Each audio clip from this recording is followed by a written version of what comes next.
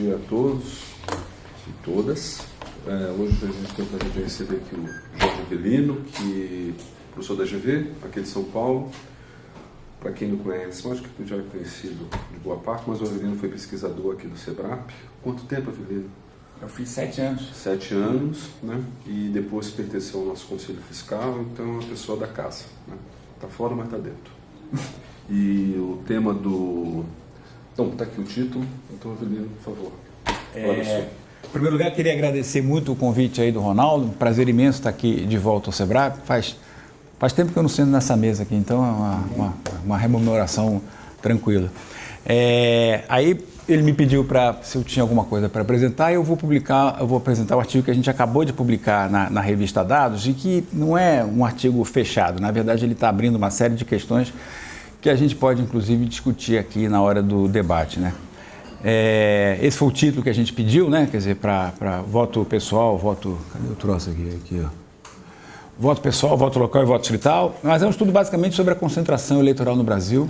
É um trabalho que está tendo continuidade. Começou com o Ciro Biderman, que é coautor do artigo, o Glauco Pérez. Infelizmente o Glauco não está aqui, mas eu esperava que ele tivesse. Mas o Glauco é coautor nosso, participou desde o início do projeto. Inclusive, esse artigo já é resultado de um outro artigo que a gente publicou, mais restrito ao estado de São Paulo, né?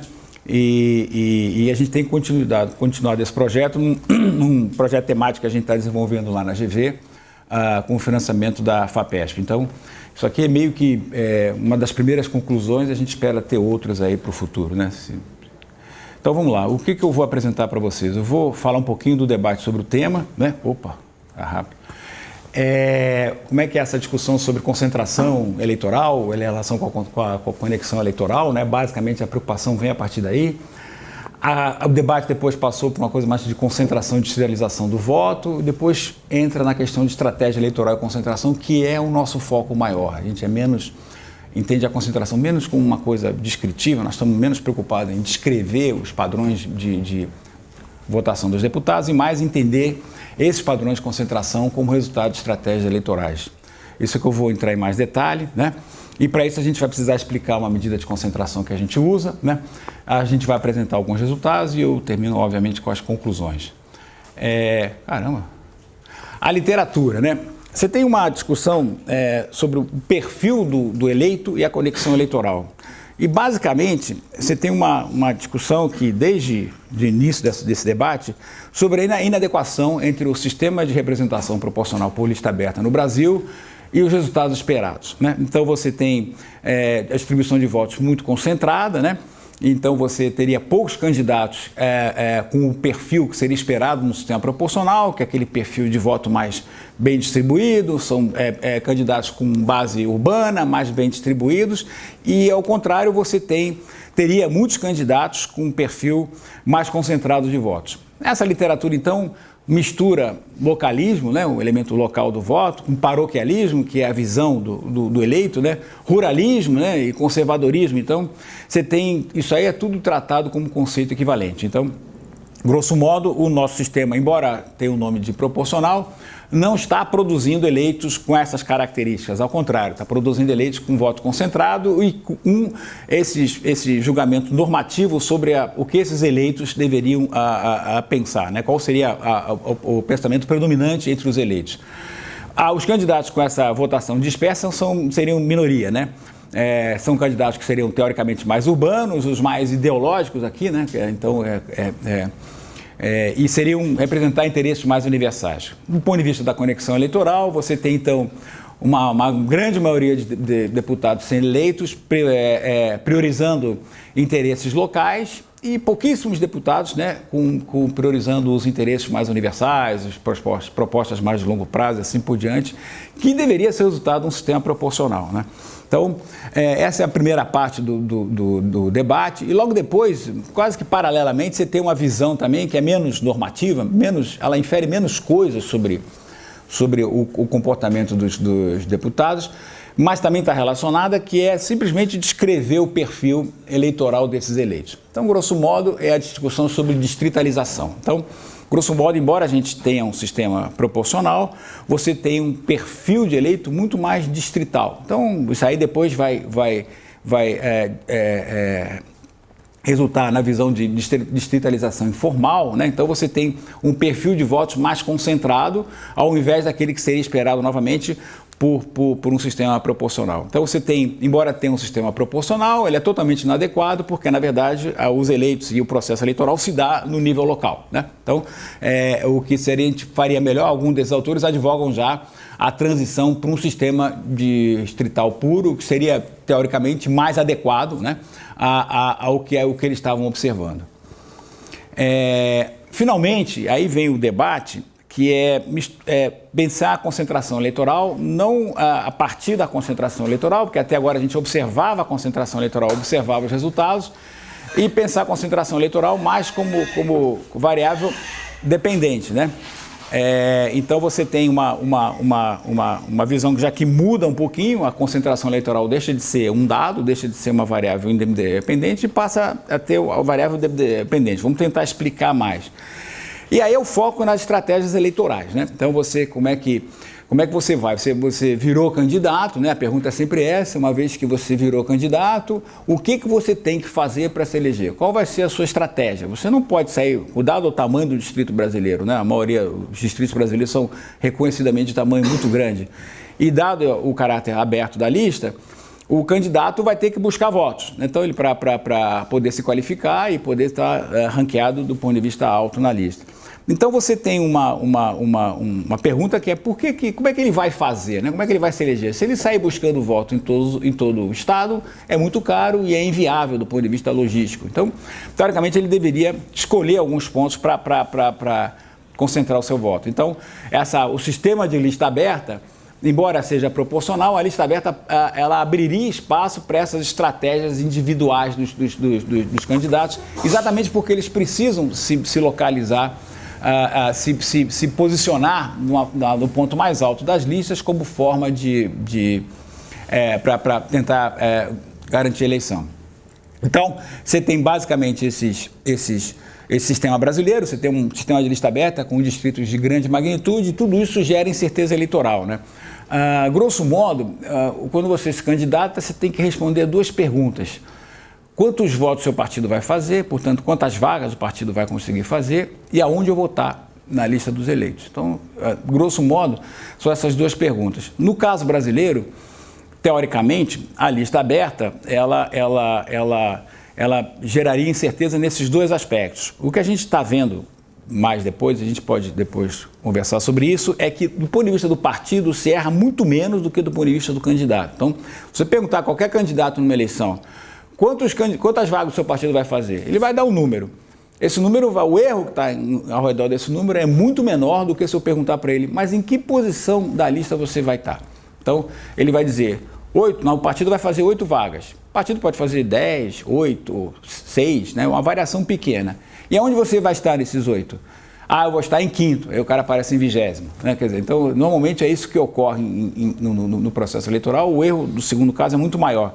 Mas nessa literatura aqui ainda está muita discussão sobre que os dois erros são iguais, ou seja, o candidato não tem a menor noção, não tem um estimador possível do que possa vir a acontecer, e ele tem um estado inteiro para fazer campanha, então ele vai concentrar esforços do ponto de vista geográfico. Isso vai, inclusive, baratear a campanha dele, que se ele for, como eu falei antes, se for fazer campanha pelo estado inteiro, é uma campanha muito cara, logisticamente complexa, então ele vai decidir concentrar os seus esforços em algum lugar.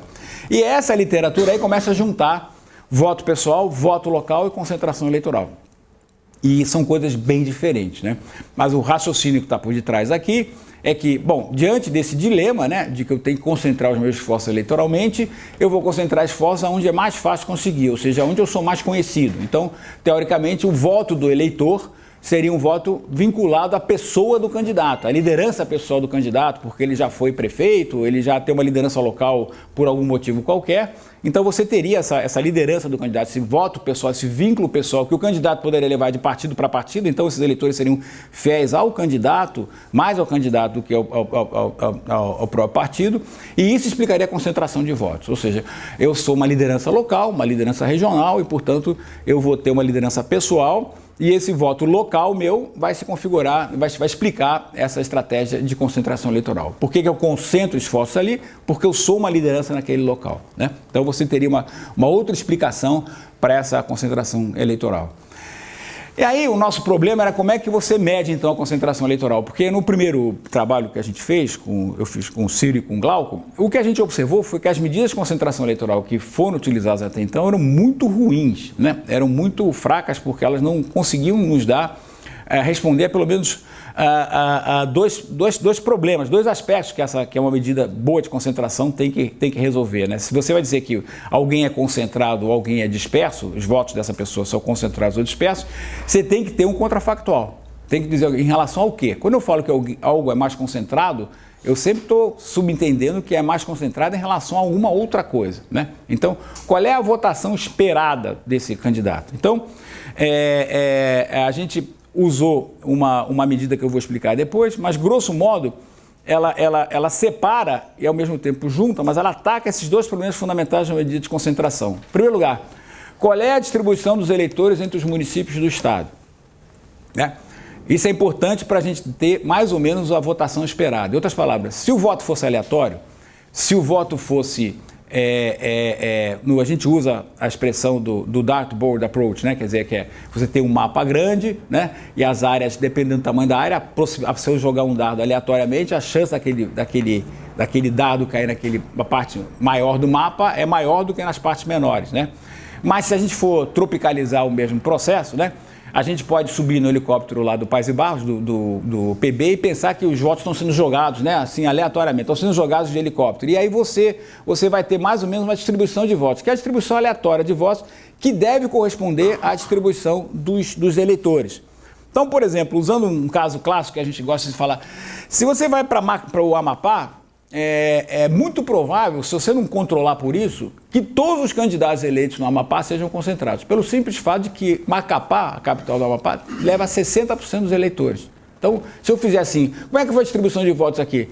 Todo mundo vai estar concentrado em Macapá, obviamente, porque a cidade, se eu, no limite, fizesse com Macapá tendo 100% dos eleitores, por definição, estaria todo mundo concentrado ali. Então, eu tenho que controlar pela distribuição dos votos entre os municípios do estado. Claro que isso vai ter o número de votos que cada município tem, mas também o número de municípios que esse estado tem. Então você tem que controlar, essa distribuição supõe esses dois aspectos, né?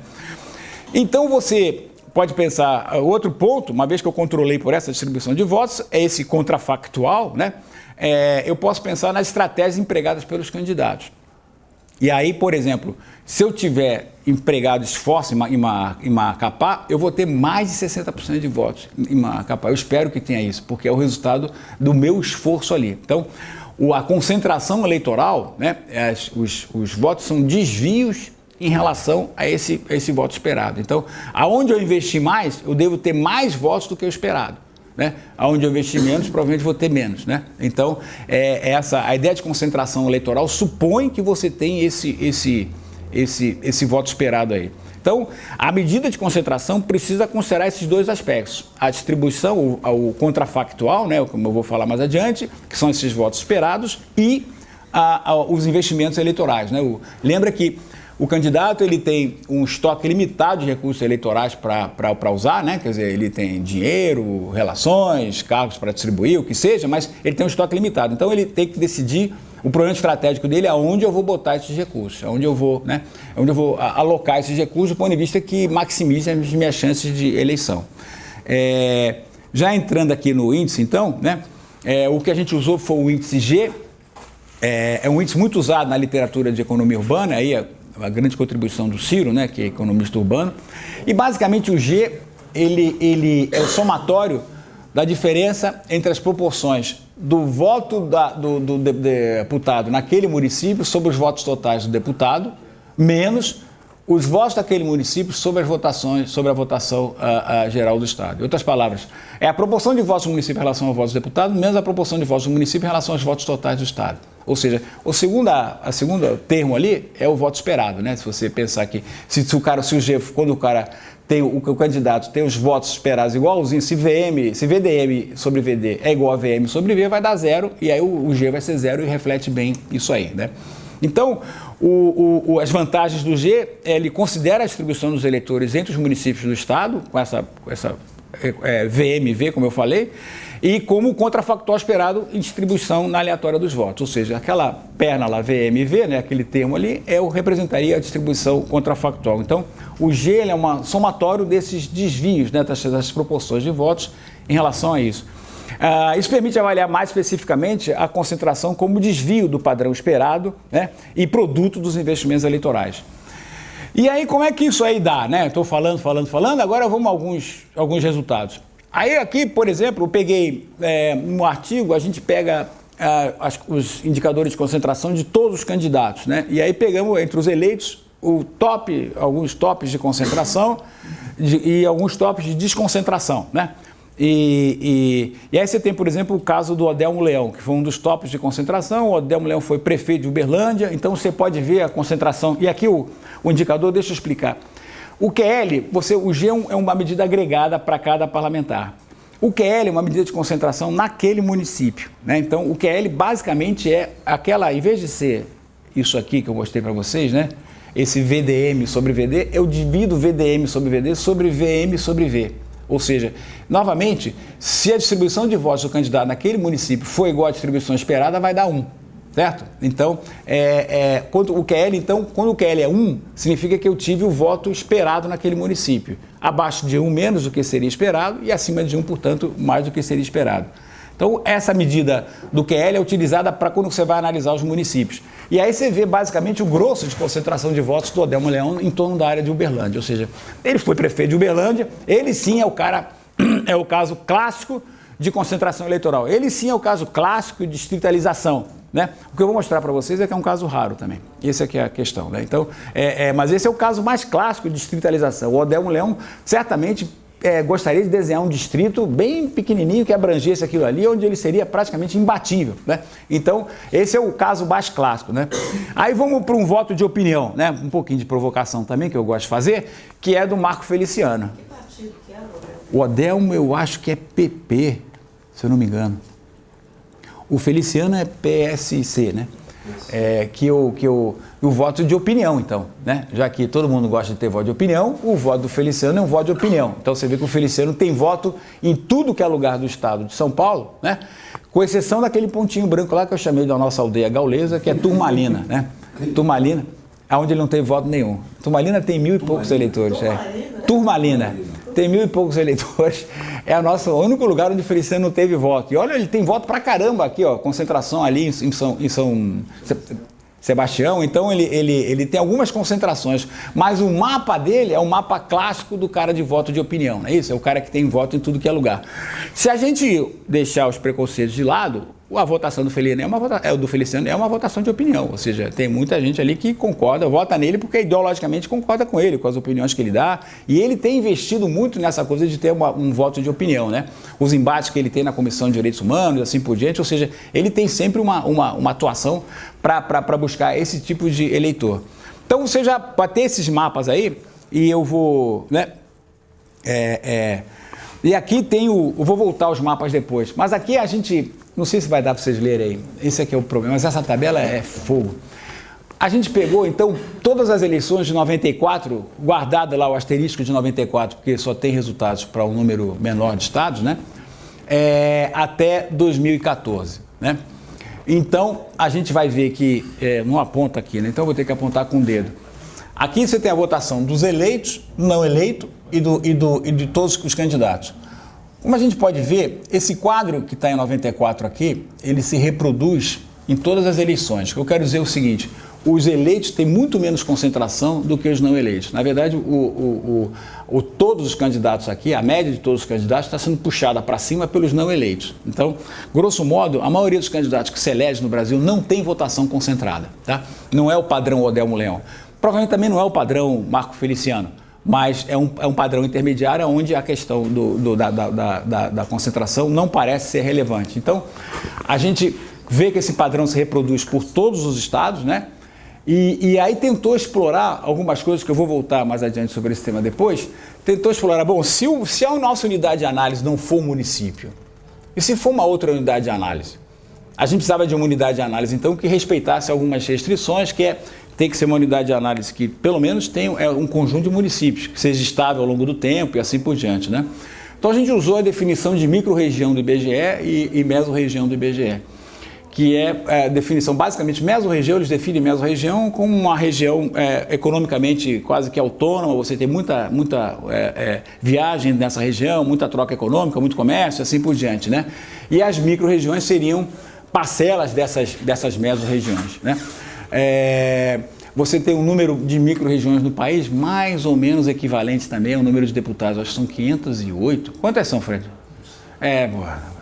Eu trago o cara aqui, o cara não ajuda, tá vendo? Mas, grosso modo, são equivalentes ao número de deputados do Estado e as mesos são, por definição, um número bem menor do que o número de deputados.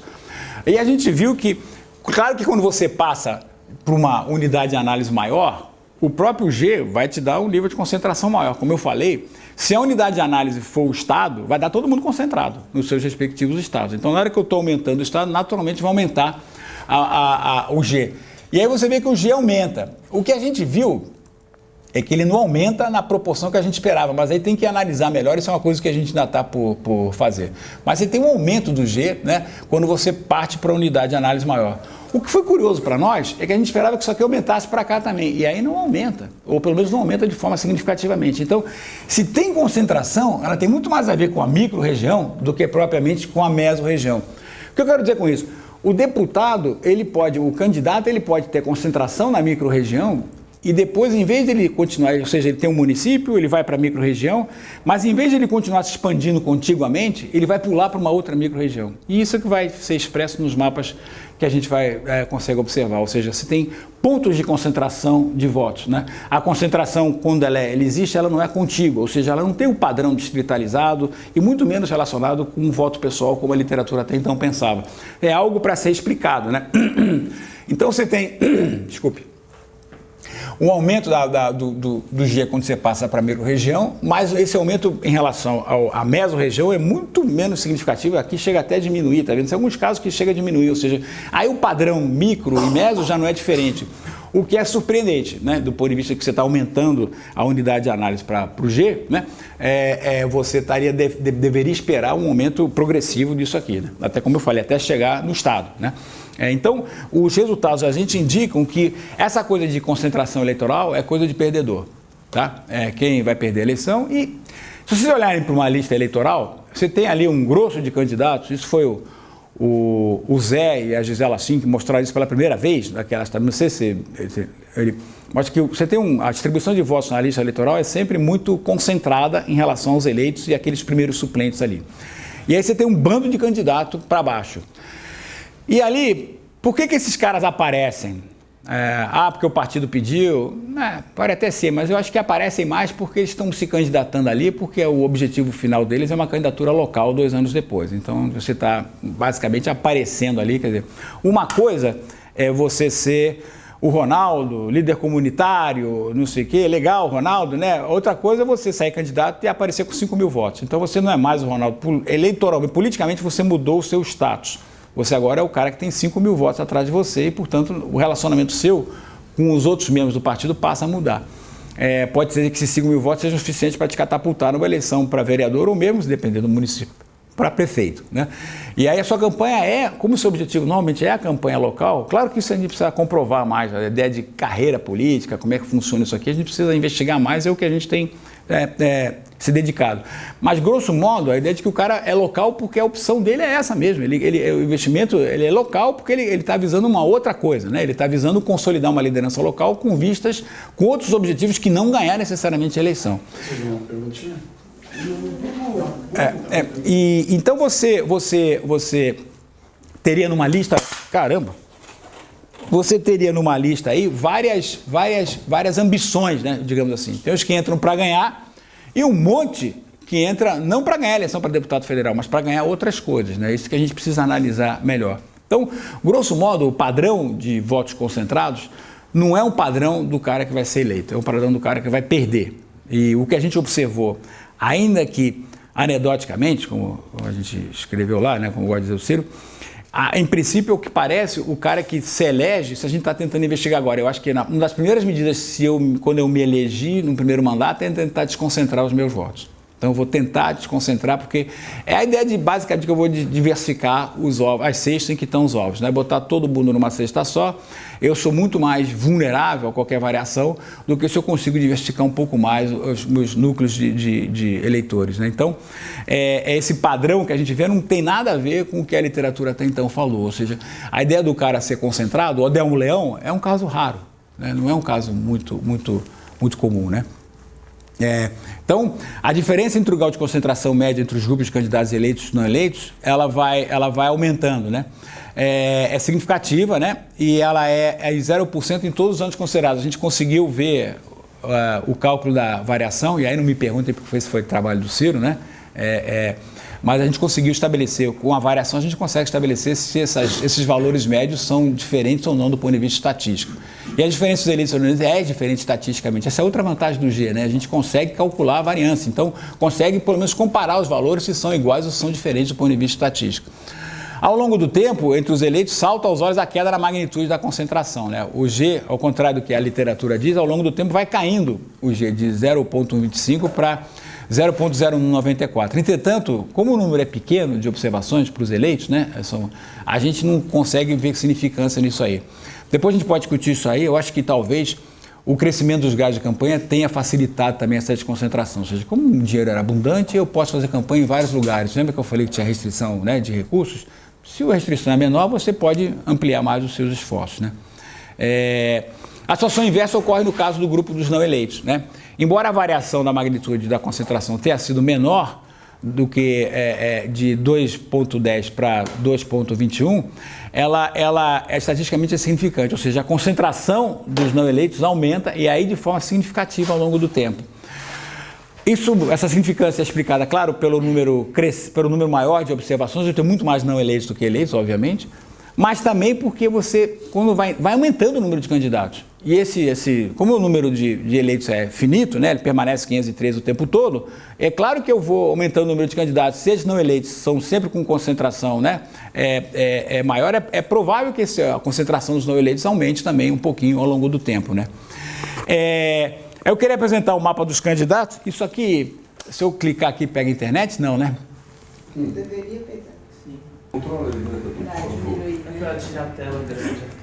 Ó, aqui vamos olhar, porque dependendo do estado, vai aumentar o tempo, né? Porque tem que carregar muita coisa. Então, começando por Sergipe, o que a gente está vendo aí são os mapas de concentração eleitoral. Deixa eu sair daqui também, né? São os mapas de concentração eleitoral aqui. Tá os... Você quer que eu coloque no meio da tela ou assim tá bom? Até pra pro pessoal aí, não sei. Ajusta? Ajuste então. Ajusta.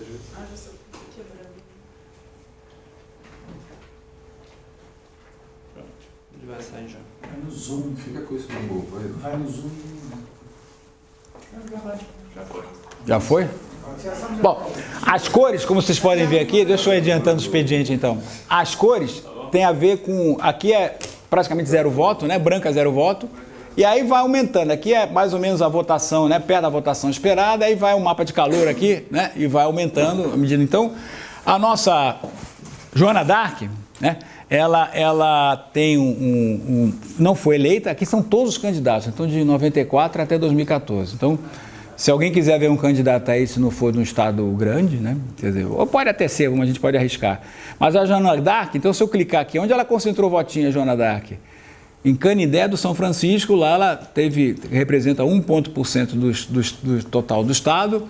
A Joana d'Arc teve 11,3% da votação dela. Então ela concentrou ali o QL dela, né? Que é a divisão de um pelo outro, vai dar 10 ponto alguma coisa. Você pode fazer isso para qualquer... Mas guarda que ela teve só 10 votos. Não, exatamente, não, claro. Quanto menos voto, mais do que vai ser. Isso, não, claro. Mas a gente botamos todo mundo. 85. Então, por definição. Claro, não, se eu tiver um voto, eu sou concentrado. Se eu tiver um voto, eu sou perfeitamente concentrado, claro que tem. Aí, acho que esqueci de falar isso, boa, Fernando. A gente pensou nisso, então, vamos ponderar isso aí, né? Pegamos no artigo também, a gente pondera pelo número de votos, porque obviamente isso que é verdade, ou seja, se eu tenho um voto, por definição, eu sou concentrado. Então, quando você pondera, os resultados todos permanecem, tá no apêndice lá do artigo e tudo bonitinho, quer dizer, você vê que os resultados todos ficam iguais. Não é um problema de votação dos candidatos, é um problema de distribuição dos votos mesmo. Então, porque, claro, que o número pequeno de votos vai levar a uma concentração maior, né? Então, vocês querem falar, quer ver um mais quente aí? Porque a Joana d'Arc, coitada, não é assim, todo respeito, né? Hã? Põe o Rio. A mais quente que a Joana d'Arc é impossível. Verdade. Mais quente que a Joana d'Arc é impossível. O Rio, vamos ver se o Rio consegue carregar.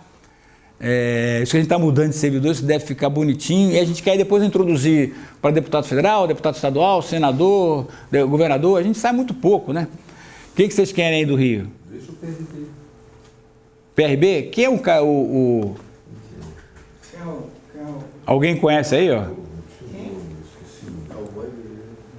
Cowboy Beleza. Cowboy Beleza, acho que tem... Cowboy Beleza teve um voto. Deve ter 10 votos, exatamente. Cowboy Beleza é nome de perdedor. Desse tipo de... Quer ver alguém aí? Eu acho que tem algum bispo aí, vai. Molon. Vê se... Não, Molon não é PRB, né? Ah, não, é PRB. Ó, o Malafaia. Malafaia? Malafaia se ferrou, hein? Malafaia teve 3.461 votos só. E com votação concentrada aqui nessas áreas aqui, ó. Não é o Malafaia, é parente. Né? Não é o parente, né? Isso que eu achei, acho que usou o nome Malafaia, foi isso que eu imaginei. Tá vendo? Ele tem essa votação concentrada nessa área do estado aqui. E querem ver outra, em suma. Isso aqui eu não vou... Põe o Rodrigo Maia também. Rodrigo Maia? Mas aí tem que mudar. Rio de Janeiro. Tem que mudar? Vamos lá. Tá aqui. Aproveitar que está no ar, né, Fred? Está segurando bem. A UDEM já tem muito mais votos. Acho que é isso que demora, né? Aí. O Roberto dá 17, ninguém está interessado nele. É genial, lá, César Bombeiro, cada um tem uma identificação clara de quem que ele vai. Quem que ele vota e aonde ele vai pegar. A saúde. Pastor Cid Clay, vigilante, professora, todo mundo. Ali, ó. Ó, o Ronaldo. Não precisa nem dizer isso. Os 5 mil votos do Ronaldo. Ó o Rodrigo Maia, gente. Teve voto na maioria do estado, né? Com essa concentração aqui, né? Aqui bem no noroeste, Porciúncula. E aqui, Mendes. Conheço Mendes. E aí teve... Mas não teve muito voto lá. Mas ele teve voto no Rio, o que ele elegeu ele, claro, foi aquela concentração acima do esperado no Rio, né? E aqui deve ser outras áreas. São Pedro da Aldeia, né? Em suma, aí a gente quer disponibilizar depois essa ferramenta para todo mundo começar a ver como é que é. Você vê que a distribuição dos votos é assim, concentrações aqui ou ali, todo mundo vai ter esse padrão, né? Dos eleitos principalmente. Então, difícil você encontrar o padrão Odé Leão novamente. Lógico, como a gente está vendo aqui, o padrão Marco Feliciano também não é o normal, né? Aquela votação toda espalhada assim. Mas os padrões são essas concentrações aqui pontuais de votos, né? Não é a concentração contígua de votos. Então não tem nada a ver com distritalização, voto pessoal e assim por diante, né? É local, mas não tem essas características. Eu só para terminar aqui, eu queria trazer umas coisas que a gente fez com o Fred agora, também para dar a ideia do agregado, né? A gente está vendo aqui o individual, agora eu quero ver o agregado. Então, aqui é o seguinte, é a mediana do G contra a mediana do Moran. Porque a gente, lembra que eu falei do negócio lá da micro-região, meso-região? Falei, mas isso é uma definição arbitrária, né? Vamos olhar para ver para o Moran. Moran é um índice de distribuição espacial que basicamente diz qual a relação entre um voto num determinado município com um município vizinho, né? É isso basicamente que o Moran tá dizendo para a gente. Então, Morans muito altos quer dizer que o cara vai ter votações muito parecidas nos municípios. Então, o nosso Feliciano teria um Moran alto, porque ele é pouquinho voto, mas é em todos os municípios do estado, né? E o G eu já expliquei para vocês o que é. Então, em primeiro lugar, a mediana do G é sempre baixa lá, né? Isso aqui é São Paulo, né? Então você tem alguns candidatos que concentram. Esse cara, caramba! Esse cara aqui eu não sei quem é direito, tá vendo? Ele tem um G mais alto um pouquinho, acima de 50. Você tem alguns caras que concentram. Claro que tem o padrão Odé Leão. Mas volta ao meu ponto, é raro. O padrão Delmo Leão é minoritário. São só eleitos ou são todos? Os eleitos estão em vermelho. Os eleitos estão em vermelho e o tamanho da bola dá a votação deles. Tá. Entendeu? Aí pelo menos a gente tem uma ideia de quem foi mais votado e quem não foi, né? Então os caras mais votados também, os mais concentrados, não tem muita votação. Tá? Não tem essa ideia de que o cara domina uma área, manda numa área, é o chefe de uma área. Isso aí não faz muito sentido no padrão eleitoral que a gente está observando. Esse é São Paulo, né? Aqui está Minas, olha o nosso Adelmo Leão lá, né? Esse é bem sucedido pra caramba, foi bem votado, né? O Adelmo Leão, aquela ponta lá, né? Bem, quase 75% de G, né? Então, o G está capturando isso aí e ao mesmo tempo o morando dele é alto, porque lembra que era Uberlândia e adjacências o voto dele, depois morreu, não tinha muito mais voto fora daquele espaço, então o morando dele também é alto, né? Aí eu trouxe mais alguns outros estados, a Bahia, só para mostrar para vocês que o tamanho do distrito, que é o que a gente está variando aqui, e a região não afeta muito o que a gente está observando. Não tem a ver, isso aí é padrão São Paulo. Isso aí é padrão, não é padrão de ninguém, é padrão do país inteiro. A gente está observando estado após estado, mais ou menos o mesmo padrão. Então, a Bahia. Bahia tem gente aí, ó, o G é bem baixo na Bahia, tá vendo? Então você tem um Moran também bastante variado, o Moran normalmente varia mais, mas o G não é alto, então a gente não está observando essa concentração. Bahia, Sergipe, que é um estado pequeno, né, do Nordeste, só para dizer também que em vez de botar a culpa do Nordeste, como normalmente se ocorre, a gente não dá para botar a culpa do Nordeste dessa vez, o padrão é geral. Então, você vê, o Sergipe, que é um estado pequeno do Nordeste, não tem concentração. Aliás, os concentrados são os que perdem, né, são os pontinhos azuis, né? Então, o padrão se repete agregadamente. Pará, para ir para o norte, né? O cara que tem mais concentração está ali, ó, ponto 30 e poucos ali, né? Aquele cara lá. Então, mais uma vez, tem gente que se elege um pouquinho mais concentrado que os outros, mas não é o padrão.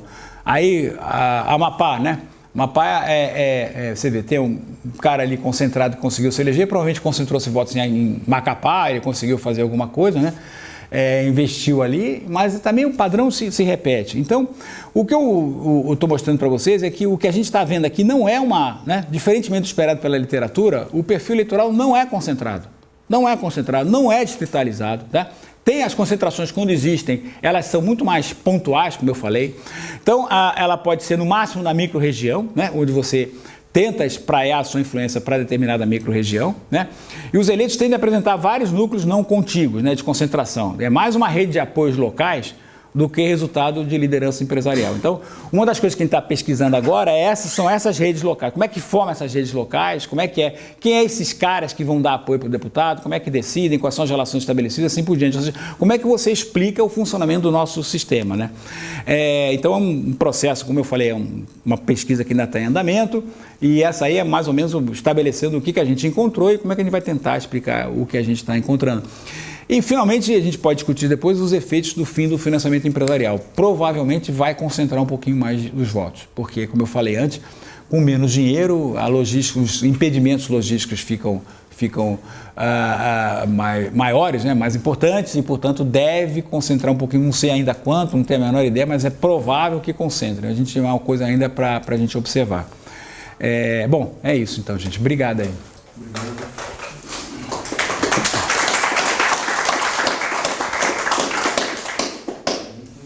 Posso fazer uma pergunta hoje?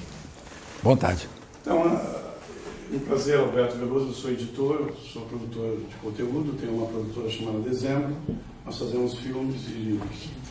Duas coisas, observações como lei fora da caixa, né? Aqui vocês são especialistas, eu sou um convidado meio fora da caixa.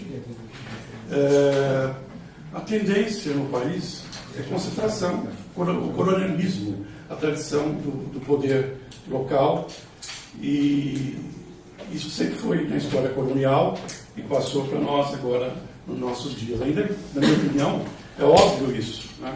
E segundo, o poder financeiro e o poder de mídia.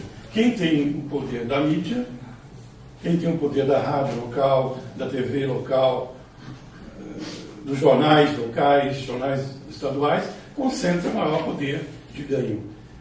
E o que a gente percebe é que esses partidos são organizados em grupos, em pequenas elites. Sempre os mesmos candidatos são eleitos e aquela maioria vai mais por osmose. Na verdade, a concentração é sempre numa lista já de pessoas os Alves no Rio Grande do Norte, os Magalhães na Bahia, aqui em São Paulo o pessoal do PSDB, o pessoal do PT, o pessoal do PMDB. Sempre a concentração em poucas pessoas. Então o poder central das elites políticas é muito forte, somado ao poder financeiro, que vai continuar. Não adianta ter essa lei, porque nós sabe, tem o Caixa 1, Caixa 2, Caixa 3, Caixa 4, e sempre vai continuar financiando sem problemas daqui para frente. O poder financeiro é o poder que decide o processo. Gostaria das suas considerações sobre isso. Então, eu estou sonhando ou é verdade isso?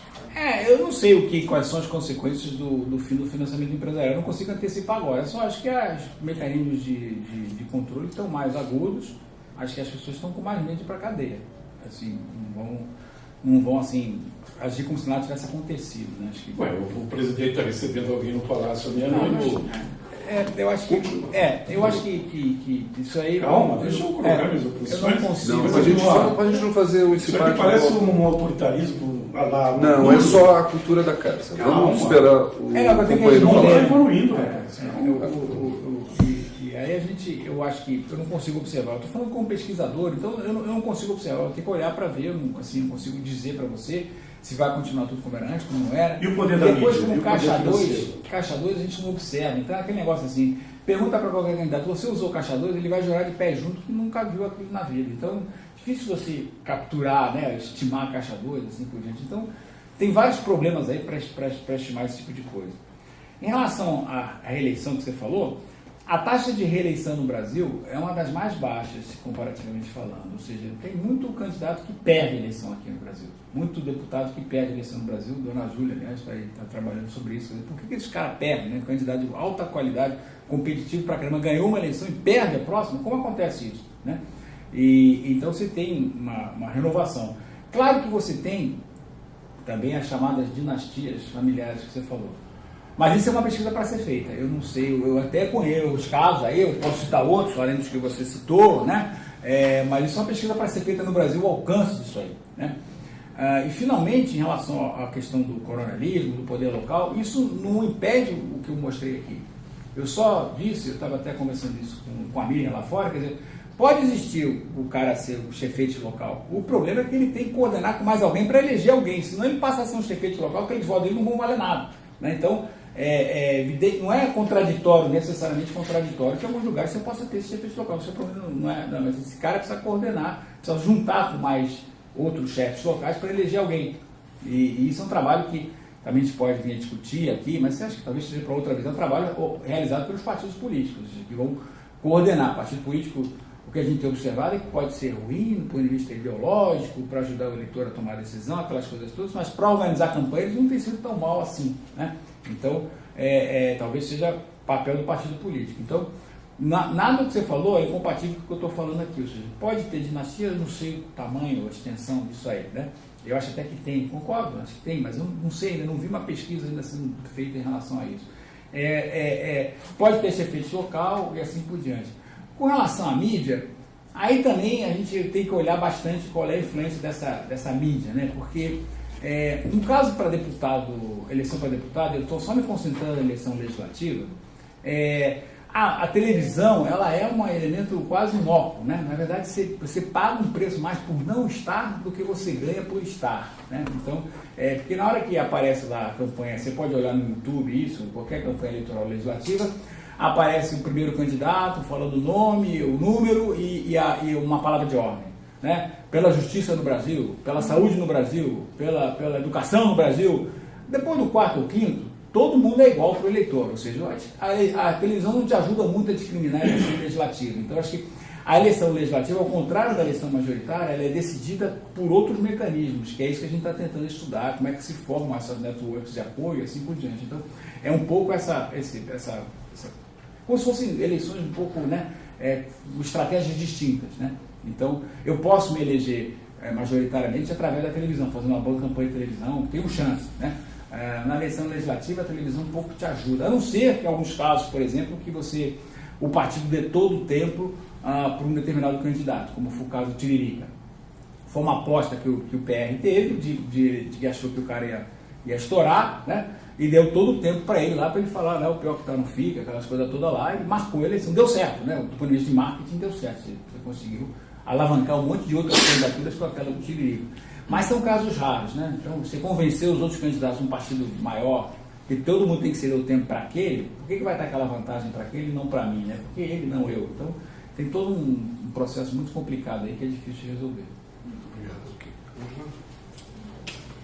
Novelino, obrigada. Eu aprendi um monte de coisas aqui. Eu acho que a pesquisa de vocês vai muito na contracorrente assim, do senso comum pseudo-erudito, né?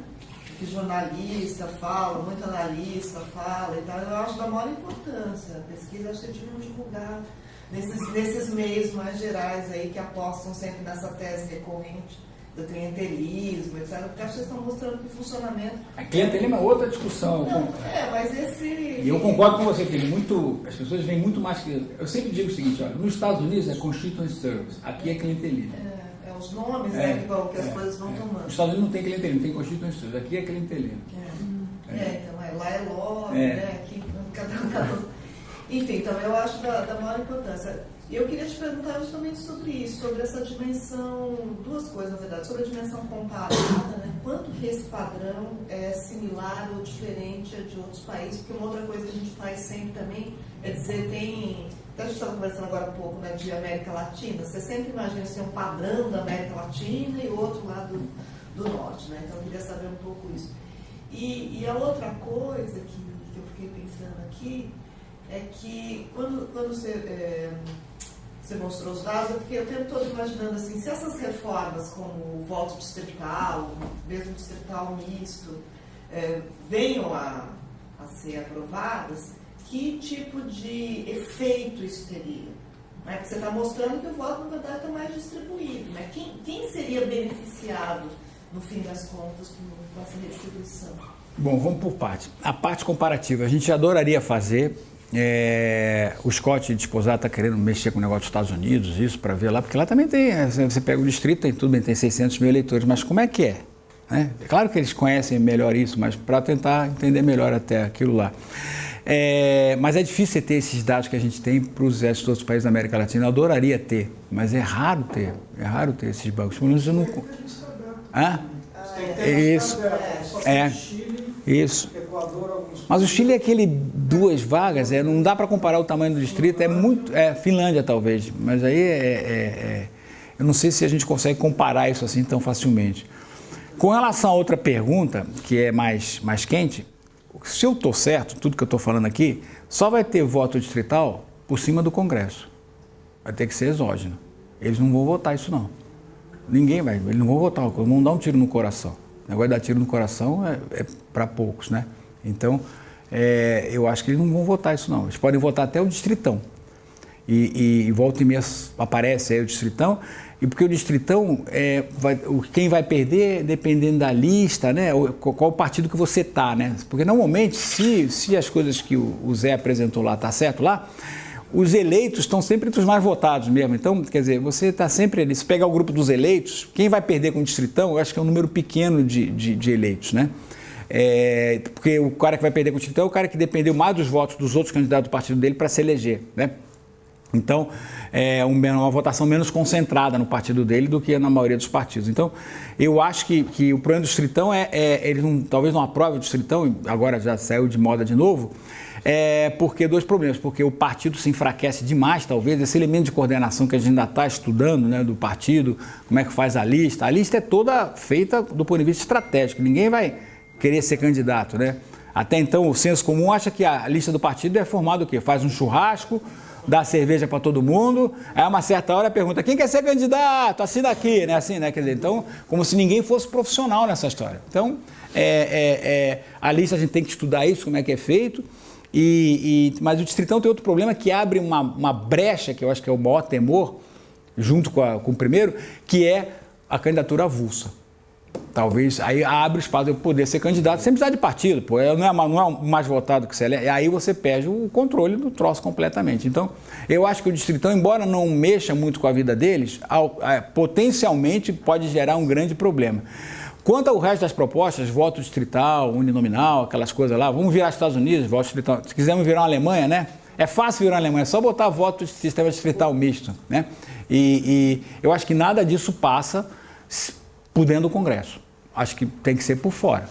Não sei se vai ser uma constituinte, quer dizer, tem que ser alguma coisa que não pegue esse Congresso aí.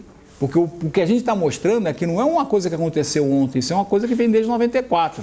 Eu suspeito que talvez venha desde antes, né? Porque a gente não tem motivo para acreditar que esse processo é muito diferente dos outros, mas eu acho que não vão votar, não vão dar tiro no pé. Né? Ninguém vai ter a segurança de que... Porque vai ter que votar, o voto vai distribuir como os distritos. Quer dizer, você pensa bem, distrito tem que atender 2 requisitos básicos, né? Senão vem a legislação. Tem que ser contíguo, né? E tem que ser mais ou menos do mesmo tamanho, né?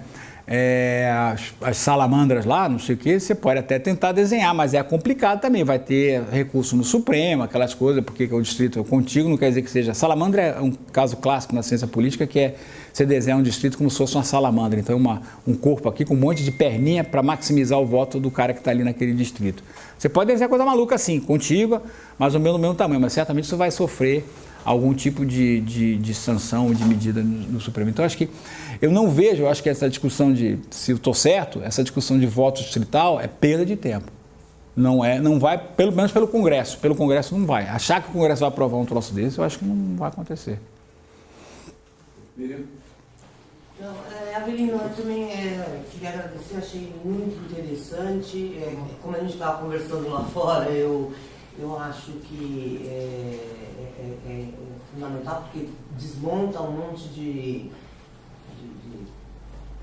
verdades ditas que a pesquisa mostra que não é. E quando a gente estava conversando, eu estou convencida que desde o século XIX, claro que o padrão é diferente, é outra realidade, é outro contexto, mas que já no século XIX você tem algum tipo de coordenação, você tem que ter, e acho que essa coordenação é partidária, e você tem que ter algum tipo de articulação maior, que não seja a localidade ali, ou a liderança pessoal.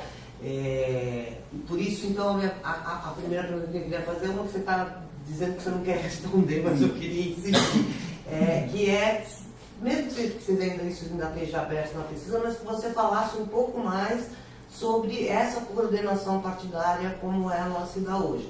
Se eu entendi corretamente o que você falou, o que você colocou, o que você está dizendo o voto proporcional por lista aberta no Brasil está funcionando como esperado, basicamente, né? Quer dizer, a distribuição de votos dos eleitos é de acordo com o padrão, e isso acontece porque existe uma coordenação e uma articulação, e você está dizendo, eu acho que essa coordenação é fundamentalmente partidária. Eu queria que você falasse um pouco mais sobre essa coordenação partidária, como é que ela, enfim, o que der para falar. E só uma segunda pergunta, que é em função do que você acabou de falar do distritão. Eu não sei, se eu entendi corretamente, há uma diferença, no distritão que está sendo proposto, tem também uma diferença fundamental, se eu entendi corretamente a proposta deles, que seria por voto majoritário, não seria por voto proporcional. Isso não teria consequência grande no perfil do eleito em relação ao eleito? Porque você está dizendo, o eleito hoje é eleito de acordo com o padrão esperado por voto proporcional. Se você adotar o voto majoritário, não vai mudar o perfil de distribuição de votos e o perfil de eleito? Porque, pelo que você falou agora, você acha que não muda muito. Eu queria que você explicasse isso. É que tem um monte de gente, eu vou juntar, posso? Tá. Tá, porque... Não, tranquilo. Eu só lembrar então, porque a pergunta é boa. É boa? É porque o povo aqui tudo faz pergunta boa e tem bastante. Eu acho melhor juntar, senão a gente não... Abdal. Bom, legal a apresentação. Acho que diferentes pessoas já falaram desse caráter contra-intuitivo dela e talvez trabalhar que esses resultados circulem bastante. Eu tenho uma colocação, que eu já tive essa conversa com o Glauco. A gente, aqui a parte de desenvolvimento, a gente trabalha com o QL também para pensar a estrutura produtiva. Então, basicamente, é a distribuição da dinâmica econômica no território.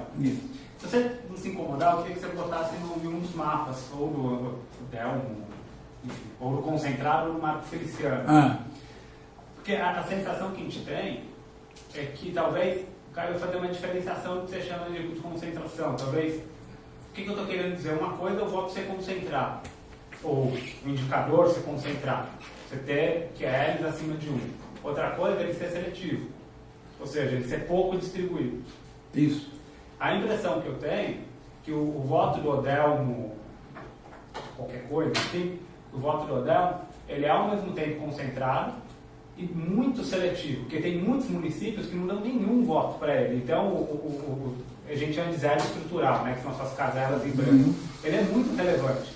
O voto do Marco Feliciano, eu não lembro exatamente de cabeça o Marco, mas ele é um voto muito pouco seletivo. Eu não teria que ver o quão concentrado ele é, porque a grande maior parte dos municípios, eles são com QLs abaixo de 1.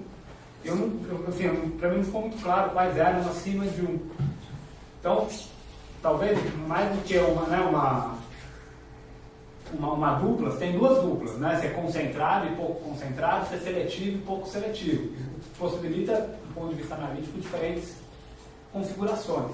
É o que tem a ver com o Moran, né? Essa agregação lá que você está... Talvez. Aí, as outras duas coisas, enfim, mais pensando alto, que é a questão da passagem dos municípios para as micro-regiões. Eu não sou cientista político, eu conheço pouco dessa literatura, mas me ocorreu... Mas isso não entendeu, isso é coisa veio do IBGE, né? Não, sim, não, mas eu estou falando da literatura da distribuição do voto. Tem alguma discussão sobre espaço, território, se não faria sentido olhar esse tipo de dado sobre a rede urbana. Ou seja, talvez o que explique a concentração diminuir quando se passa para a média região, não tem exatamente a ver com agregados territoriais, mais ou menos artificiais, mas talvez se você olhar para a configuração das redes urbanas, quem exerce influência sobre quem, que territórios ou que os centros urbanos polarizam quem, talvez faça mais sentido olhar esses...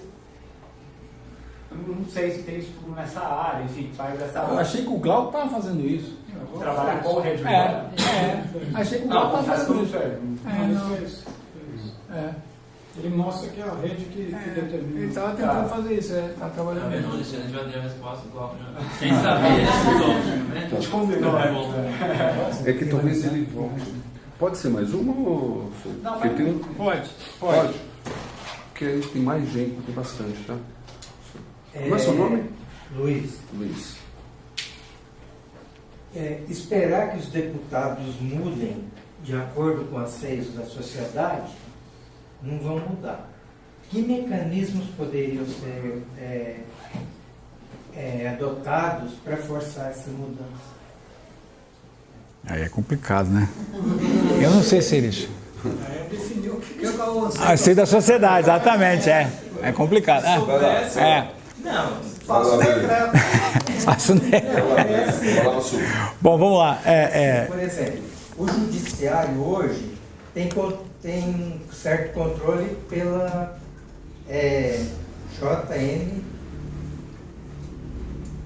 CNJ. Não poderia instituir alguma coisa nesse sentido com relação ao legislativo? Porque hoje eles deitam e rolam. Pô, mas tem o eleitor, tem eleição para isso, E tem eleição. Mas não...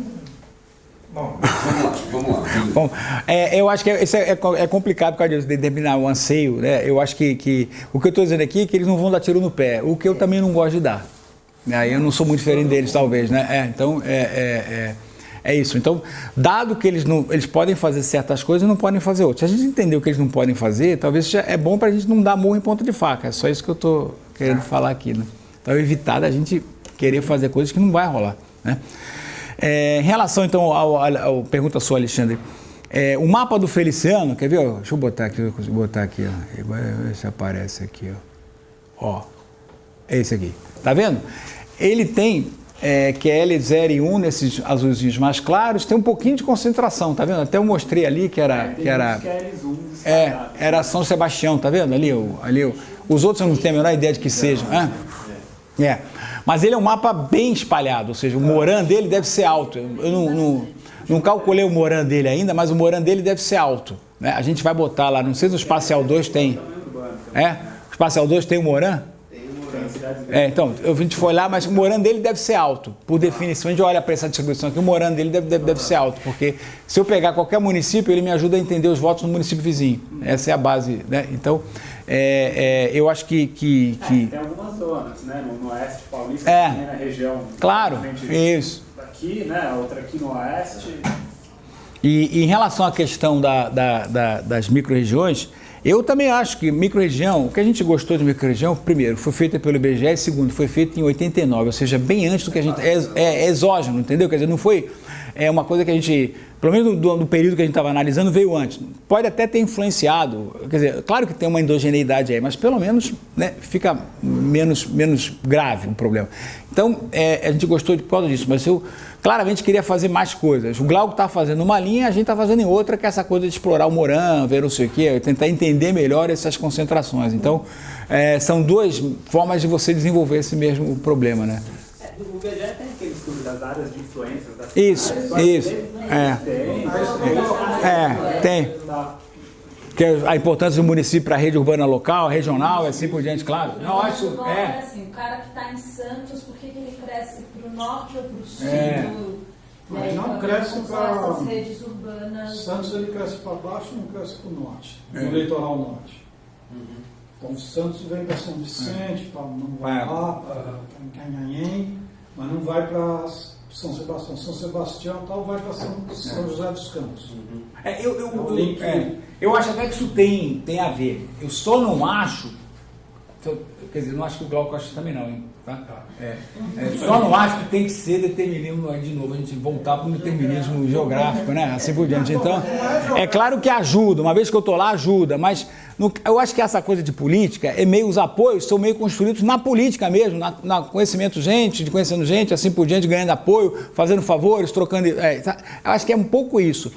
É claro que a geografia ajuda, ela é um elemento explicativo relevante, mas eu não acho que ela esgota o que a gente está falando aqui, não. Por isso que são dois caminhos, para mim, igualmente relevantes. Não sei se você entende. Não vejo problema, não acho que é contraditório, né? Acho que é até complementar. Você vai falar? Não, eu só estou falando que não vai determinar jogar, porque São Sebastião está mais perto de Santos do que de Taubaté, e a influência de Taubaté é maior Não, o que eu estou dizendo é o seguinte, eu por causa, quando eu falei de determinismo geográfico, é porque eu acho que São Sebastião está mais perto de Taubaté do que de Santos, né?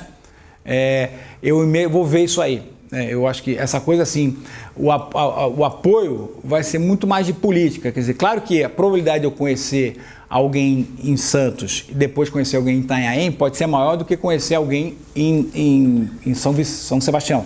Mas não acho que você entende o que eu estou falando? Quer dizer, eu acho que tem um lado da política aí também, de que o cara pula. Tanto que, às vezes, você pega São Paulo, o cara tem concentração aqui na Zona Sul, aqui em Registro, Eldorado, Escambau, e aí tem outra lá em Ribeirão Preto. Como é que explica isso? Não tem a geografia que explique isso. Então, essas opções é que a gente precisa entender melhor como é que vão aparecendo, como é que esses apoios vão sendo construídos. É isso que a gente está tentando fazer.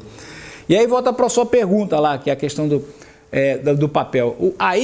A ideia de coordenação não é minha, longe disso, é do Cox, né? Que é do Gary Cox, é um cara que publicou um livro super relevante sobre, quer dizer, para mim é um transformador de momento, né? Quer dizer, depois do livro do Cox, a coisa da estratégia eleitoral ganhou uma importância muito grande, né? E basicamente junta a questão do Cox com a questão do Aldrich sobre o negócio dos partidos, né? Para que serve partido, né? Partido serve para resolver o problema de escolha social, que é um investimento na cara do partido, na ideologia, nas propostas do partido, ajudar eleitor, aquele shortcut, assim por diante. Mas o partido também tem que avançar, resolver o problema de ação coletiva, que é avançar a carreira dos seus membros. Então, eu vou sempre querer estar num partido que facilite a minha vida, se eu sou candidato. E aí, o papel dos partidos para coordenar, o que é coordenar para o Cox? Limpar os outros candidatos. Normalmente você tem muito mais candidatos do que vagas para poder eleger. Então, por exemplo, o partido acha que vai fazer 8 vagas, tem 30 candidatos. Então eu quero uma das 8, né? Então, e aí como é que você vai selecionar um número razoável de candidatos? Razoável aí dentro daquela margem de erro, que a gente também está estudando isso, qual é a margem de erro de cada partido, assim por diante, quer dizer, como é que erra, né, a votação esperada, né, a votação, né, o número de candidatos que sobrou, digamos assim, sobrou top, né? E então o partido normalmente ele vai limpar essa área aí, né? E ao mesmo tempo ele vai fazer um trabalho de coordenação dos eleitores, né? E aí é o papel dos candidatos também fazer isso. É o candidato que vai buscar apoio aqui em Registro e lá em Ribeirão Preto. Ele vai fazer todo mundo votar nele. Aí esse mapa, todo o político tem na cabeça. Aquela coisa de que, como eu falei, o negócio do churrasco, claro, foi uma caricatura, uma brincadeira e tudo, mas todo mundo conhece todo mundo nesse mundo. Eles são profissionais, eles passam 24 horas por dia. Não tem essa possibilidade de você ter voto aqui em Registro e de repente aparece o Ronaldo no seu partido, que você nunca viu na vida, e ele te arrebenta a eleição lá no seu apoio. Você nunca imaginou que o Ronaldo existisse. Que isso? Você é profissional, você conhece aquilo lá de cor e salteado. Ele não vai aparecer sem o seu consentimento. Né? Se você não, ou você deixa ele aparecer na lista e divide os votos com ele naquela área, ou ele não aparece, você veta ele vai ter que buscar candidatura em outro partido. Né? Então, os candidatos mais fortes, essa também tem que... A gente está supondo um monte de coisa que a gente precisa pesquisar sobre a influência dos deputados e desses candidatos na estrutura partidária. Eu acho que eles conseguem desenhar listas, claro que tem briga, toda hora a gente vê briga aí, um querendo bater no outro, aquelas coisas, mas desenhar listas em que eles maximizem ou minimizem a competição intrapartidária. Então, o cara pode ter apoio num lugar do Estado e no outro, mas ele quer garantir é que naqueles lugares onde ele tem esses apoios, não tenha mais ninguém competindo por esse apoio com ele. Então, o partido tem feito esse papel de coordenar isso aí. Né? É claro que as evoluções recentes do sistema partidário brasileiro, o aumento do número de partidos, principalmente a fragmentação, torna isso mais difícil. Porque a competição interpartidária aumenta, né? Aumenta o número de candidatos. A ideia de que aquele candidatinho lá apareceu um cara em Registro, que ele tem uns votinhos ali de outro partido, mas ele levou lá uns 50 votos meus, 100 votos meus, que depois podem fazer diferença, assim por diante. Então, a competição aumentando demais torna essa tarefa mais difícil, né? Mas a fragmentação partidária, esses outros problemas, não tem nada a ver com a lista aberta, hein, gente? Vamos deixar isso claro aqui. Uma coisa é uma coisa, outra coisa é outra coisa. Quer diminuir fragmentação partidária, acha que está muito fragmentado, que está não sei o que, muito candidato. Isso é outro problema, não é com a lista aberta. Então, é só para a gente poder ter ideia do qual o problema que a gente quer resolver. Senão a gente vai mudar o sistema eleitoral, pagar um preço altíssimo para mudar o sistema eleitoral e às vezes não vai resolver o problema que a gente quer resolver. Não sei se te respondi aí. O Distritão? O Distritão eu falo que eles não perderiam tanto, porque se é assim, se eu controlo, os candidatos mais competitivos controlam a lista, né? Eles sempre vão estar sendo entre os mais votados. Então quem perde com o Distritão é o cara que tem a votação mais desconcentrada na sua lista partidária, né? Ou coligação, ou partido, né? Então ele se elege porque ou ele foi puxado por um tiririca, né? Ou ele conseguiu, ele teve uma votação X qualquer, ele foi empurrado por esses outros candidatos que, embora não tenham alcançado voto suficiente para se eleger, somaram voto suficiente para eleger ele, que foi o mais votado daquela lista. Então, não são muitos os que perderiam, teria que olhar para isso aí, né? Isso é uma conta que a gente tem que fazer. Você está dizendo que não faria muita diferença no resultado se você passar do voto proporcional para o majoritário? Para o Distritão, o voto proporcional de lista aberta para o Distritão. Mas o Distritão não é voto majoritário? Mas estou dizendo que os distrito Já é um distrito só, por exemplo, São Paulo é um distrito. São 70 mais votados. Se a gente for olhar na eleição de 2014, quem são os 70 mais votados de São Paulo, eu não lembro ao certo, mas era alguma coisa como só 10% dos que se elegeram ficariam de fora. Se passasse para o distritão, que é diferente do distrital, que é você dividir São Paulo em 70... Não, eu sei, mas é que hoje nós temos também o Estado como distrito. Né? Qualquer eleição tem que ter distrito. Qualquer eleição tem que ter distrito. Mas a minha pergunta você mantendo o Estado como distrito, se não faz diferença você passar do proporcional como é hoje por um majoritário que é a proposta do distritão. Se você imaginar que os eleitores vão se comportar do mesmo jeito e os partidos vão se comportar do mesmo jeito, ou se a eleição passada tivesse sido pelo distritão, a mudança da Câmara seria muito pequena.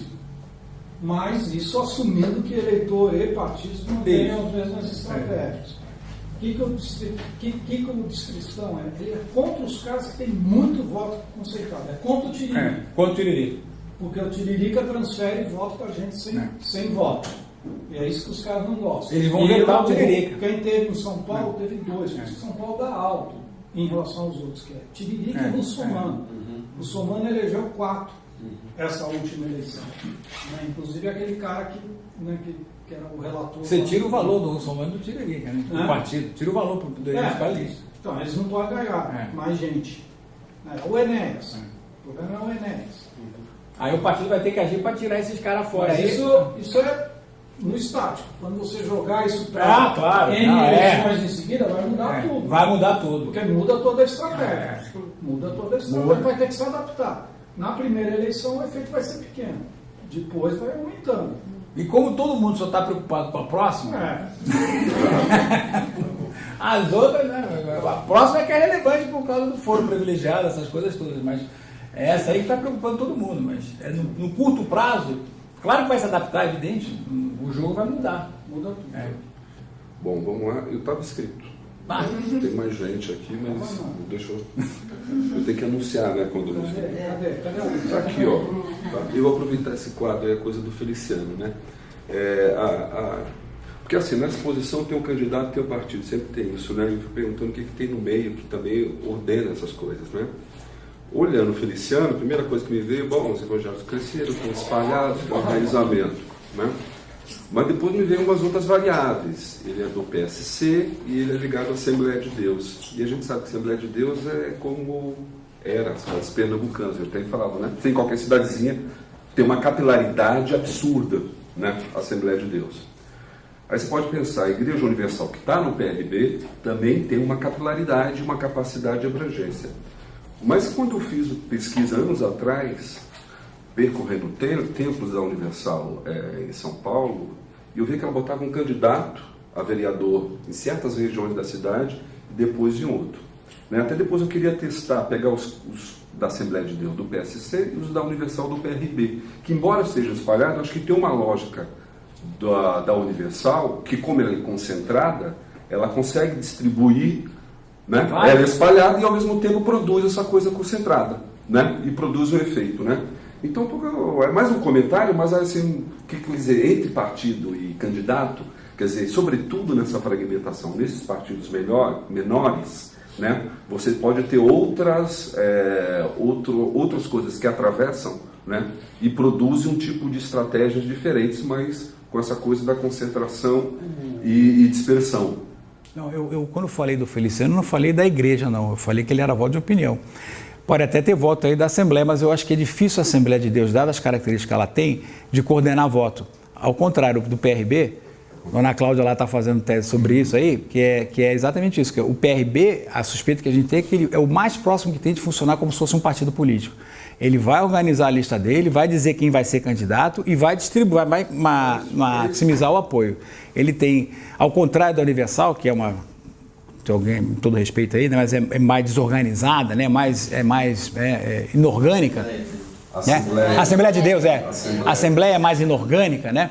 A Universal ela é mais organizada, ela é centralizada, ela tem capilaridade, assim por diante. Ela pode mobilizar eleitores, ela pode de fato ter influência política, né? Mas isso é outro tema também, que é o evangélico, vai não sei o que. Evangélico é uma competição entre eles, é uma falta de coordenação danada, e a Universal o único capaz de fazer isso aí. E ela representa, acho que 4%, né, Dona Cláudia, dos 7% dos evangélicos, ou seja, o evangelho são 20 e poucos, são desses aí, 7% da Universal, ou seja, é uma parcela muito pequena que é capaz de resolver os problemas de coordenação novamente para transformar essa organização em voto. Não é assim também, né? Não é, porque a Universal ela é muito mais centralizada do que a Assembleia de Deus. Não, é isso mesmo, porque essa é a diferença que eu estou destacando. Muito legal. É uma pergunta bem rápida. Eu fiquei pensando nessa comparação entre eleitos e não eleitos, como que você fala assim, os eleitos dispersam e os não eleitos são concentrados. Você falou que você ponderou pelo número de votos. Pelo número de votos. Eu vi rapidamente no artigo, eu vi que vocês olharam os não eleitos dos partidos que elegeram, pelo menos um, né, compararam com os partidos que não elegeram ninguém. Eu pensei se vocês também estabeleceram pontos de corte, alguma coisa assim, porque, né, entre os não eleitos tem muitos perfis muito variados de votação, então você pode estar puxando para cima a concentração. Né? A gente procurou no artigo separar os não eleitos dos suplentes. Suplente é o seguinte: se a lista elegeu um candidato, todo o resto é suplente. Então, os não eleitos são apenas o caso onde você não... A gente chama de não eleito ali, mas não eleito é o caso onde a lista não elegeu ninguém. Então, ninguém está eleito ali, ninguém é suplente de nada porque não tem vaga nenhuma para ser suplente, né? Então, a gente... será que a gente não está exatamente... esses dois grupos são diferentes, ou seja, no grupo dos suplentes eu tenho muito mais concentração, digamos assim, né, porque o partido, né, elegeu alguém, teoricamente é mais organizado, assim por diante, do que esses não eleitos, que foi um fracasso total. Aí não elegeu ninguém, é um fracasso total do partido. A gente viu que não tem muita diferença entre os dois grupos, não, por isso que a gente incorporou e botou todo mundo junto, chamou de não eleito. Sim, e só mais uma outra coisa, você também falou assim, o cara que é eleito, ele dispersa a estratégia, a melhor estratégia é ele dispersar os votos. Isso a gente está... Se vocês olharam essa dinâmica. Não, isso é uma coisa... A gente tem um outro trabalho que a gente está fazendo sobre vantagem do incumbente no Brasil. Isso também vai ser contraintuitivo. Tem vantagem do incumbente no Brasil, né? E engraçado isso, porque não explica, né, a taxa de reeleição tão baixa e a vantagem do incumbente, mas tem. E aí, uma das coisas que a gente quer ver depois é se uma das vantagens de eu ser incumbente é eu ter mais recurso para desconcentrar o meu voto. O que a gente viu no primeiro artigo foi só São Paulo. Então deu para fazer uns estudos de caso, digamos assim. Aí veio lá, parece que o ciclo de vida é assim, eu me elejo meio concentradamente, né, eu sou eleito ali meio, aí eu vou desconcentrando. Aí é uma hora que eu quero me estadualizar. Aí eu tenho ambição, né, gente? Eu estou querendo ser senador, governador, quero cargo estadual. Aí eu morro. Na maioria dos casos morre, porque o funil é muito grande também, né? Não é, são 70 deputados federais para 3 senadores. Então o funil é grande. Então eu morro, aí eu volto. Isso é que a gente quer estudar um pouco esses ciclos aí, né? O que a gente tem observado, Dona Júlia está mostrando aí também, né? Está com outra tese aí, que é o cara que morre, ele não volta. É raro ele voltar. Você perdeu o Playboy. Quer dizer, não tem mais volta. É difícil, porque é muito competitivo. No legislativo? Para deputado federal. Para deputado federal. Perdeu, é muito difícil de voltar. São poucos os que se recandidatam e poucos desses têm sucesso. E o cara não desce para o estadual? Ele pode descer. Mas não é muito também, não. E também tem competição embaixo, né? Assim também, pessoal, agora vocês aí se virem aí, porque eu vou... Não, então tem gente, né? Beleza, eu vou juntar 3, tá bom? Tudo bem. Sou Carla, eu cheguei um pouquinho atrasada, então talvez eu tenha perdido se os mapas são só para deputado federal e também estadual? Só para federal. Nós vamos incluir depois os estaduais. Estadual, para ver se tem padrões diferentes. A gente não tem a menor ideia do que o deputado estadual faz, né? A gente acha que é tudo igual, meio parecido, né? A eleição meio parecida. Para que serve o deputado estadual? Eu sei, mas é um ponto na carreira importante, pelo jeito, né? Para virar federal, para isso. E voto branco e nulo é muito melhor. Vamos lá ouvir a cara. Na verdade, se vocês chegaram a olhar a concentração por partido de eleitos versus não eleitos, e se isso é relevante, se existe algum padrão diferente entre partidos em termos de concentração de votos, assim, se isso faz sentido? Não fizemos ainda não. Isso é uma coisa de heterogeneidade por partido, a gente quer fazer. Mas não sei se vai dar tão diferente assim. Né? Por estado não deu, então não sei se mas acho que é uma coisa que a gente pode fazer certamente. E eventualmente também comparar isso com a dinâmica das eleições majoritárias, né? Não sei se isso faria sentido para o federal, mas talvez para o estadual, sim. Mas como assim? Se acompanhar, se a influência de quem está na coligação majoritária incide sobre a dinâmica da distribuição de votos, isso é uma coisa fácil, não sei se faz sentido. Influencia a dona Lara lá, influencia a lista, né? Mas o problema é uma lista de coligação enfrenta os mesmos problemas de coordenação que uma lista partidária. Eu acho que aí os caras vão ter que se virar lá também para ver quem vai ser candidato aonde. Se eu entendi o que a Carla está perguntando, ela está falando assim, quando você agrupa os deputados federais por partido, não olha eles como indivíduo, e aí olha a distribuição de votos dos candidatos a governador, isso é mais ou menos igual ou isso é diferente? Tem relação. A coligação do governador eleito. Entendi. Tem uma influência. Não sei. Não sei, terei que olhar a distribuição de votos.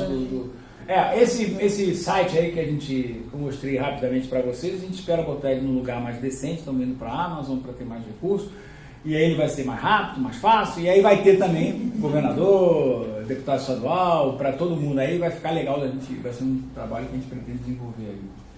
Tá bom. Mas a pergunta é boa, mas é que eu não consigo responder. Eu vou juntar duas agora. Você, como é seu nome? Frederica. Frederica. Eu queria perguntar, se, pensando no tema da estratégia eleitoral, se vocês levam em consideração em algum momento medidas da disputa eleitoral dentro dos municípios. Se isso influencia, você tem medidas, se algum município tem uma disputa, uma tendência de ter uma disputa eleitoral muito maior, se isso de alguma forma influencia na estratégia eleitoral. Assim, de eleição para prefeito?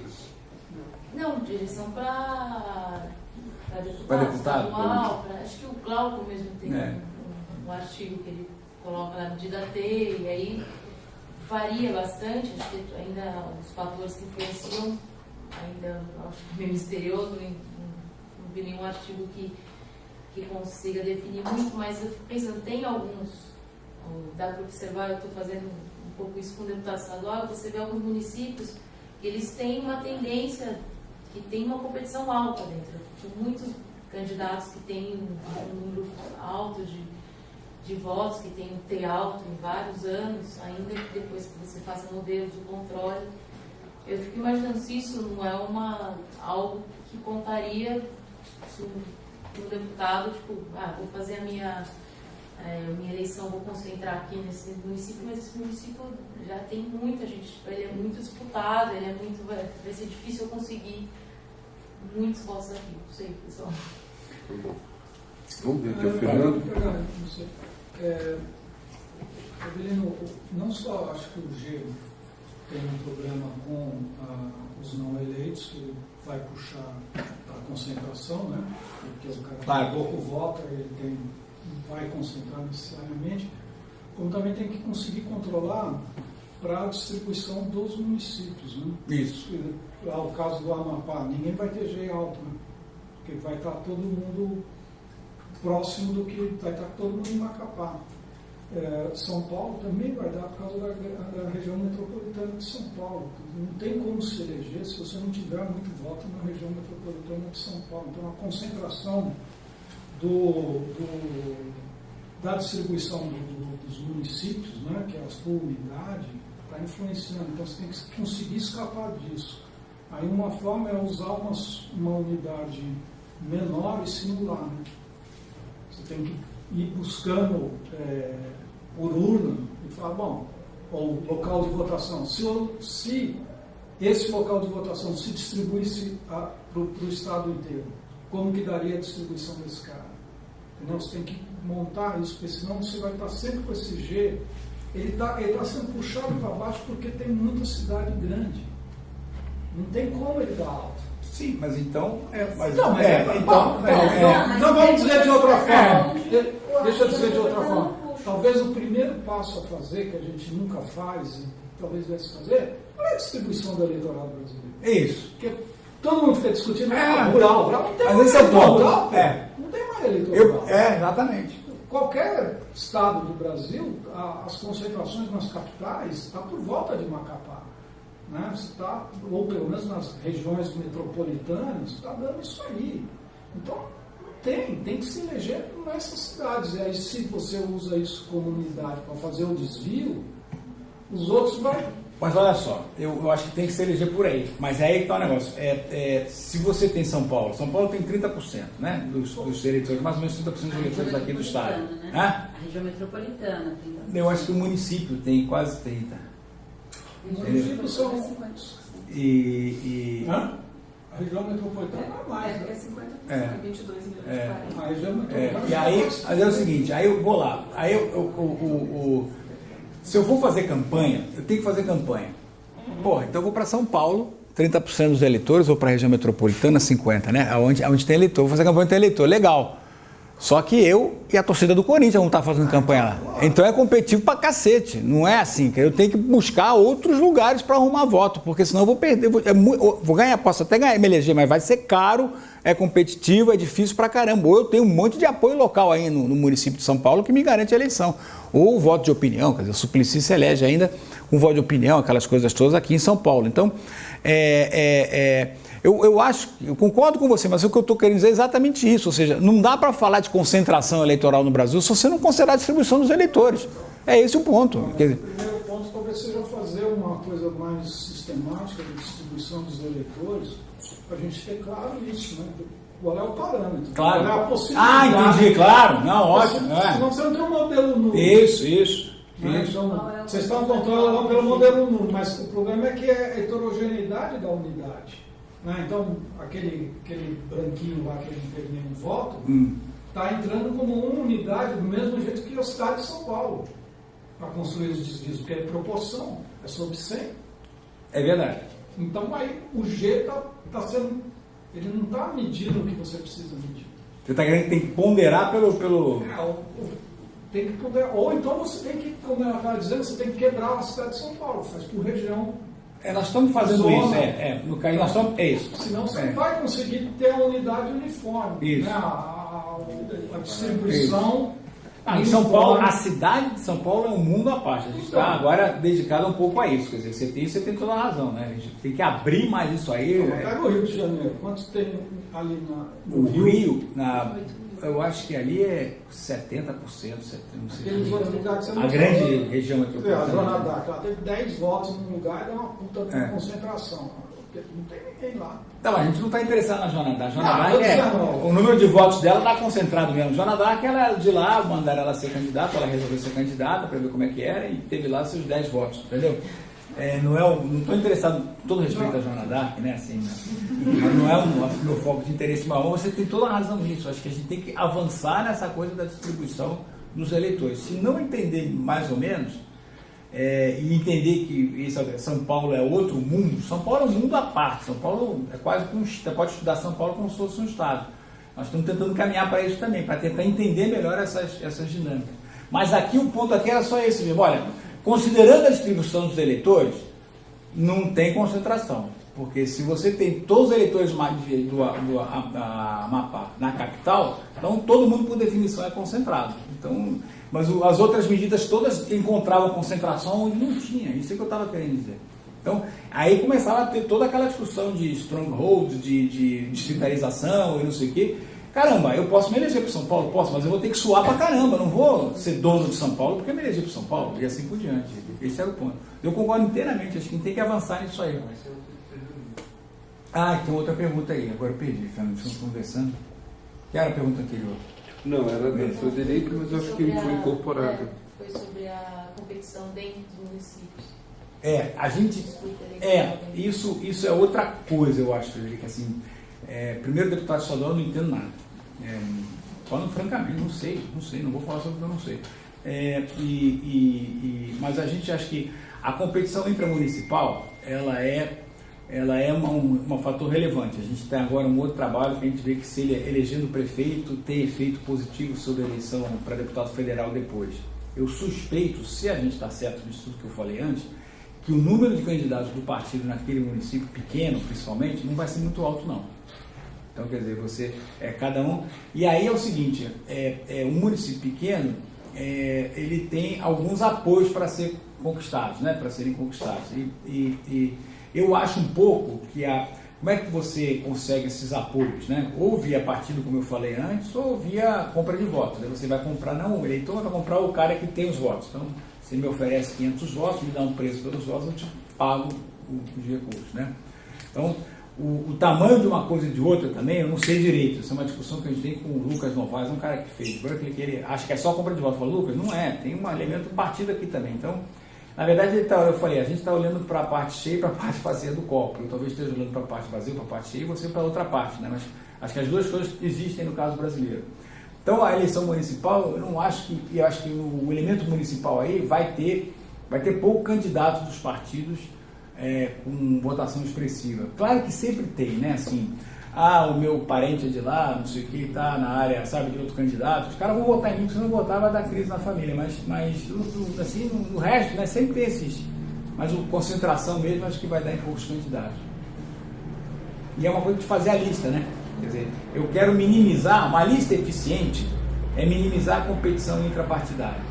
Isso o cara pode tentar controlar. Dá briga, dá confusão e tudo, mas um partido bom, eu falei porque é um partido bom e partido ruim. Partido bom é aquele que eu consigo minimizar essa competição. Se eu sou candidato competitivo, eu quero entrar num partido que eu consiga minimizar essa competição, aumente as minhas chances de eleição, reduzindo a incerteza eleitoral que eu falei lá, lembra do número de vagas que o partido vai fazer e onde eu votar.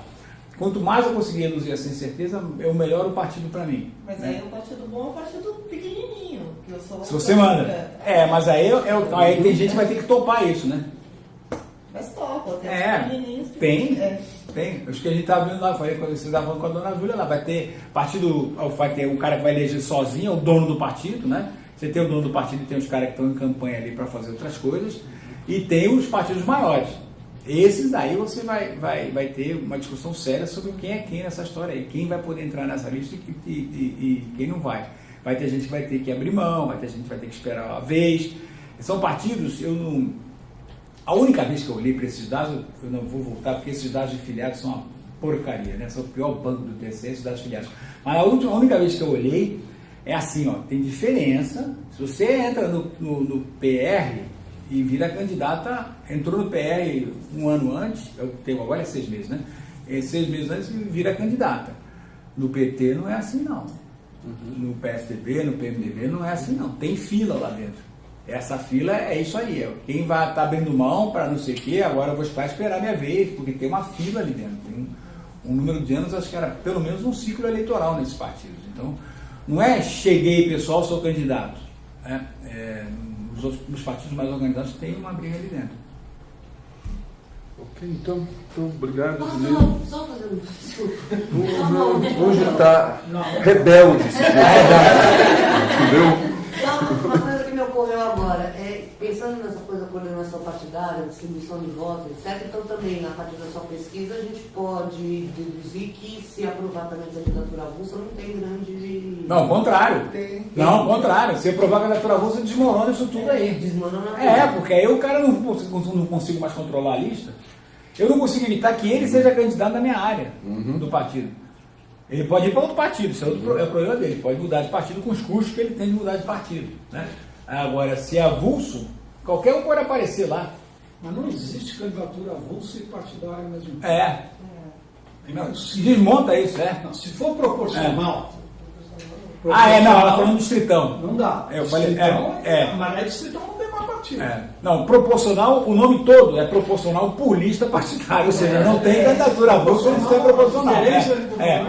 A proporção, é outra coisa que as pessoas enganam, a proporção é em relação à votação da lista. É assim que são distribuídas as vagas. Depois é que no caso brasileiro tem os mais votados que vão ser ocupar as vagas. Mas, claro, só se for para distritão, entendeu? É que isso é barro, tem nem que não entende isso, né? Quer voto proporcional e... Não dá. Candidato avulso. O sistema não dá. Aí você explica, não dá, filho. Não pode. Não dá. Posso terminar? Vamos continuar no almoço. Então tá. Muito obrigado. Obrigado a vocês.